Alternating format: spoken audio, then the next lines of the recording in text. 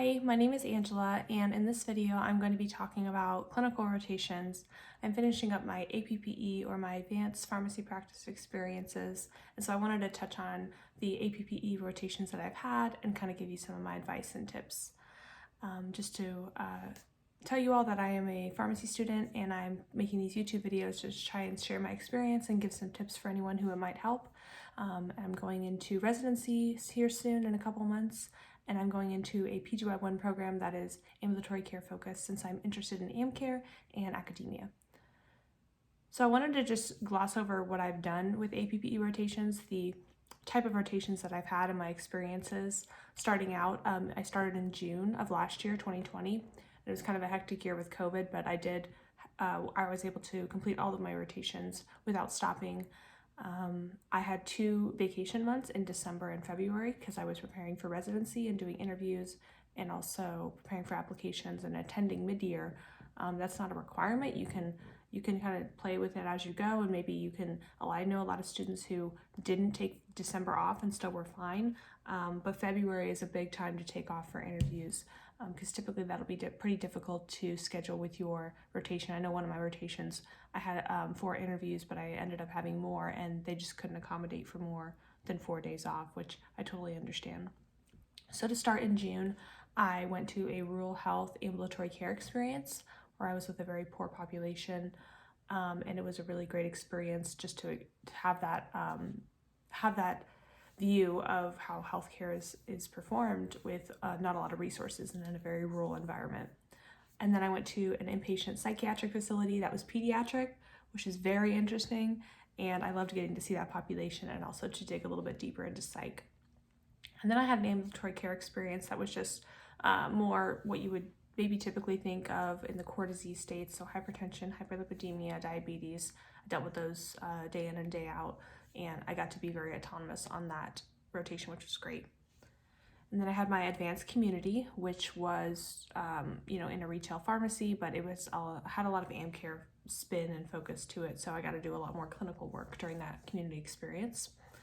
Then I had my advanced hospital experience or inpatient experience, and it was in a rural hospital, very small number of beds. I want to say 30 or 50, but it was still a good view of what the inpatient life is like. I do work in a hospital, so I kind of know, in a hospital that's a little bit bigger, like 150 beds. So I kind of know a little bit more about that, but if I had to do it over, I would have chosen a bigger academic center for my inpatient experience. But then I had a geriatric ambulatory care experience. So again, outpatient, not in the hospital, but it was with the geriatric population. I learned a lot in terms of meds. There's a lot of interventions that could be made in the geriatric setting. So that was great. And then I had my month off in December.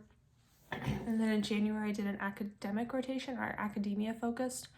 And it was the same preceptor I did my geriatric ambulatory care. So I still got to see those patients and have that experience, but I really focused more on academia. So I got to learn a lot about all those different components of being an academic clinical pharmacist, and it was very insightful and very useful. So basically I kind of worked with my preceptor to make it what I wanted to be. It wasn't like a cookie cutter kind of rotation. But the next month I went to an internal medicine rotation at an academic medical center. That was the hardest rotation I've ever had in my life, and kind of gave me a taste of what residency will be like, most likely. Very, very challenging, but I've learned so much on that rotation. I loved it. And right now I'm on a transitions of care rotation at the same institution. And so what I do every day is I do discharge counselings and educate people on the meds they're going home on. I also educate on about 6 core disease states: COPD, people who have heart attacks, heart failure, warfarin, DOACs, and one of the antiarrhythmic drugs.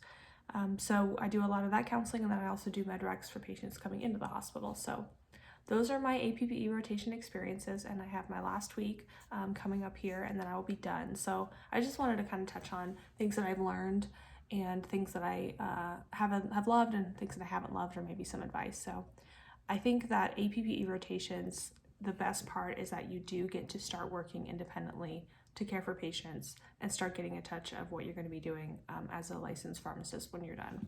So you finally get to have that independent experience. It's not a simulation in a lab. This is a real life healthcare setting that you're getting to practice in with supervision. So that was the best part. I loved the fact that all of my learning experiences were not in the class. There were no more tests or quizzes. Personally, I'm someone who doesn't like school, so it was just great to have it be more of like an apprenticeship, or where I'm learning from a person and learning in a setting and on the job, which I just really enjoyed. I also loved seeing, all the different experiences I had in different income levels and different populations and age groups. Just how pharmacy still is practiced effectively with different people, processes, roles, management, all that kind of stuff. It was just very interesting to see how pharmacy is utilized throughout these different settings. And then lastly, I just loved meeting new people, building my network of people who could maybe point me towards great resources in the future, give me advice on how they got to where they're at. I asked about every preceptor what they love about their job, just because I like to hear people's passions and why they went into that certain setting or why they've stayed in a certain setting. That was great. Some of the things I didn't love, I'm someone who doesn't like moving all the time. So you're moving somewhere probably every month, depending on what kind of rotations you choose.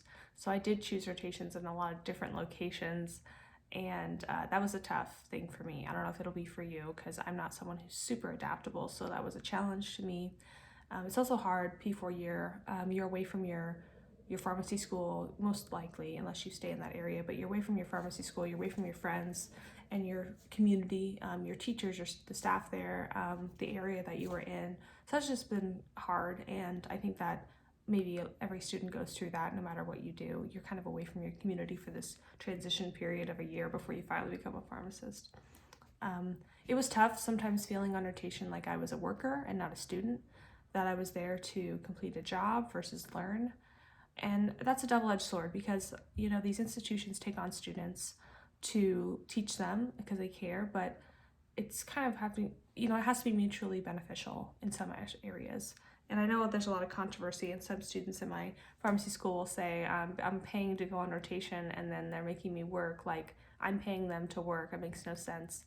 And in some areas I get that, but in others, if they're going to take the time to teach you and take the time to do all these things, you can put in some of the work to help them complete their job and complete their functions.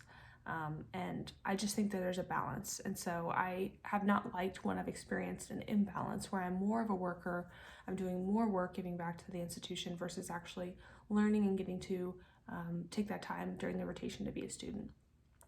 I also hate just, again, moving and adjusting to new people, new environment, new system of usually having to balance between different computer systems. So that wasn't fun.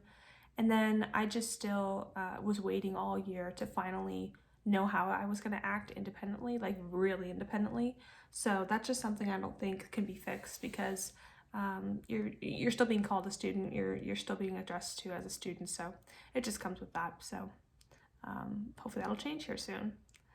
And some quick advice, I liked what a fellow student I just was talking to mentioned. He said, the purpose of rotations is to apply the information you've learned. A lot of people will say they learn a ton on rotations, but really you should be applying everything you just learned in pharmacy school onto your rotations.